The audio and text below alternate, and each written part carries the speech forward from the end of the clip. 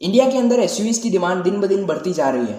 लोग हैचबैक और सेडान्स को छोड़कर एसयूवीज की तरफ जाना ज्यादा पसंद कर रहे हैं। 2022 में इंडिया की टोटल पैसेंजर कार्स की सेल्स में एसयूवीज का मार्केट शेयर 42% का हो चुका है, जो कि 2019 में सिर्फ 26% का ही था।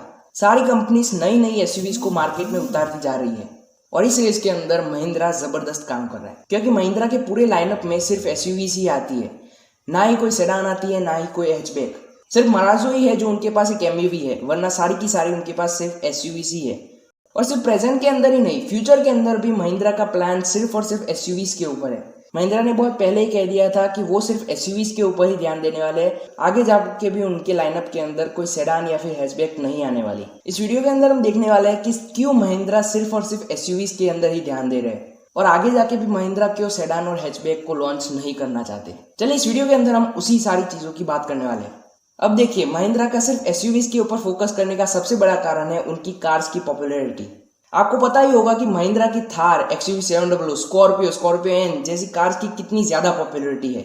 इनका फैन बेस कितना ज्यादा है। इन गाड़ियों की पॉपुलैरिटी इतनी ज्यादा है कि सिर्फ मिनटों के अंदर इन गाड़ियों की हजारों बुकिंग्स हो गई थी। आप लोगों को पता ही होगा कि जब XUV700 की बुकिंग्स ऑनलाइन ऑन हुई थी, तभी 25,000 बुकिंग्स तो सिर्फ मिनटों के अंदर हो चुकी थी। साथ ही साथ ब्रांड वैल्यू भी इन कार्स की बड़ी डिमांड के लिए बहुत बड़ा कारण है। आप लोगों ने देखा होगा कि कुछ लोग स्कॉर्पियो और थार जैसी कार्स को सिर्फ उनकी ब्रांड वैल्यू की वजह से ही खरीदते हैं। इन दोनों कार्स की ब्रांड वैल्यू इतनी ज्यादा है कि ये सिर्फ अपने नाम की वजह से बिकती है। और यही नहीं, महिंद्रा ने हर किसी के लिए एक सेगमेंट की कार बनाई है। यानी कि अगर कोई एक 7 सीटर कमर्शियल कार लेना चाहता है तो वो डायरेक्टली बोलेरो ले लेता है, उसको ज्यादा सोचना नहीं पड़ता कि वो किस सेगमेंट में जाए। अगर कोई बड़ी और प्रैक्टिकल कार लेना चाहता है जो कि 7 सीटर भी हो, तो वो स्कॉर्पियो एन या फिर स्कॉर्पियो क्लासिक ले सकता है। ऑफ रोडिंग के लिए वो थार ले सकता है। और अगर उसे ज्यादा फीचर्स वाली और एक बड़ी एसयूवी चाहिए तो वो XUV लाइनअप के अंदर XUV700 कार ले सकता है। महिंद्रा ने हर किसी के लिए एक सेगमेंट बनाया हुआ है। जिसको जो कार चाहिए उसके लिए एक सेगमेंट पहले से ही तैयार है।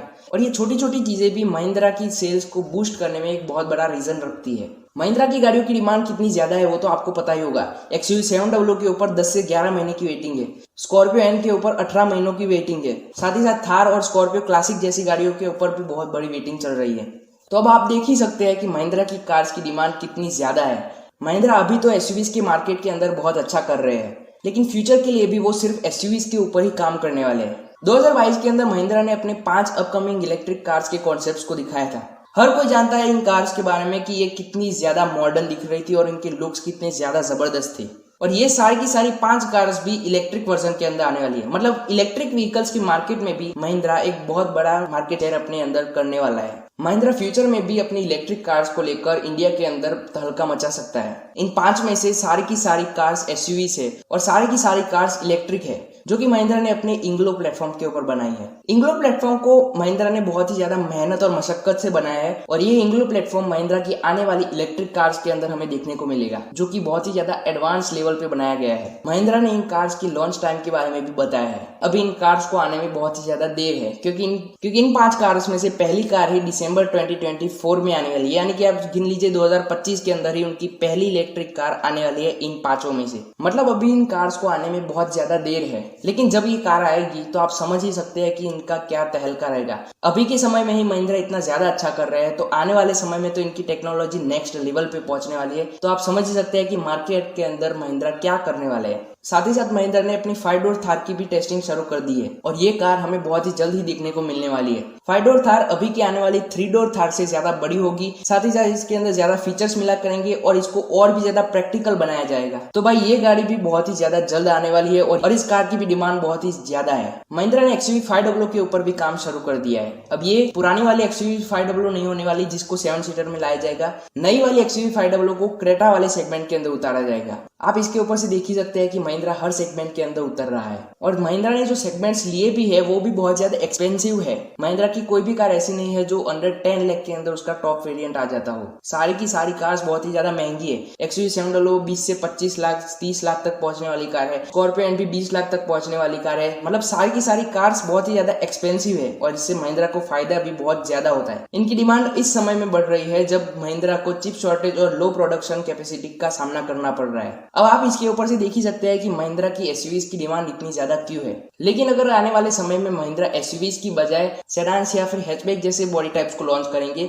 तो शायद उनको इतना ज्यादा फायदा ना हो, क्योंकि अभी के समय सेडान्स और हैचबैक का मार्केट एकदम नीचे जाता जा रहा है। और महिंद्रा बखूबी जानते हैं कि उनको जितनी डिमांड एसयूवीज के अंदर से मिलेगी उतनी कोई और बॉडी टाइप के अंदर से शायद ना मिल पाए। और इसका एग्जांपल हमें महिंद्रा की मराजो के ऊपर से अच्छे से दिख सकता है, और उसे भी अब महिंद्रा जल्द ही बंद करने वाले ऐसी खबरें मिल रही है। ऐसा नहीं है कि महिंद्रा की एसयूवीज को अभी के समय में ही हाइप मिल रही है, पहले भी महिंद्रा की एसयूवीज ने धूम मचाई हुई है। महिंद्रा ने जब अपनी पहले वाली जीप को लॉन्च किया था तो वो जीप भी बहुत ही ज्यादा सक्सेसफुल हुई थी। उस कार ने भी बहुत बड़ा मार्केट कैप्चर कर लिया था और उस कार को पुलिस के अंदर भी बहुत ज्यादा यूज किया गया था। ऐसा ही हुआ था स्कॉर्पियो के लॉन्च के समय। स्कॉर्पियो को लॉन्च करने के बाद उन्होंने मार्केट में तहलका मचा दिया था। स्कॉर्पियो उस वक्त इतनी ज्यादा पॉपुलर हो चुकी थी कि उस वक्त की सेगमेंट किंग सफारी को भी उसने तगड़ा कंपटीशन दिया था। साथ ही साथ जब उन्होंने XUV 500 को लॉन्च किया था तब उस कार ने मार्केट में आने वाली सभी कार्स की नाक में दम करके रख दिया था। XUV 500 ने टाटा आरिया, हेक्सा और इनोवा जैसी कार्स को तगड़ा कंपटीशन दिया था। आज के समय में भी महिंद्रा अगर अपनी कोई नई कार को लॉन्च करते हैं तो उस कार के अंदर ज्यादा से ज्यादा फीचर्स देने की और ज्यादा से ज्यादा मॉडर्न बनाने की कोशिश करते हैं और उस कार के अंदर ज्यादा से ज्यादा प्रैक्टिकलिटी देने की कोशिश करते हैं।